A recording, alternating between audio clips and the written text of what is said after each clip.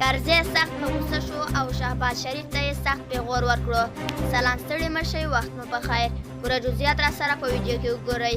پخواني ولسمشر حامد کرزي په ملګرو ملتونو کې د پاکستان د لومړي وزیر شهباز شریف څرګندونو ته په غبرګون کې ویلي چې لسیزې راهیسې د ترهګرو ډلو ځالې پاکستان کې دي او دغه هیواد ملاتړ لري.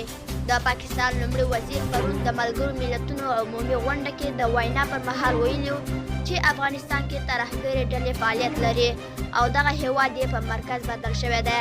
حامد کرزي نن شنبه د تلې دویمه پر خپله فیسبوک پاڼه لیکلي چې افغانستان د ترهګرۍ قرباني دی او ترهګر د پاکستان تر مستقیم ملاتړ لاندې د افغانستان پر ضد کارول کیږي.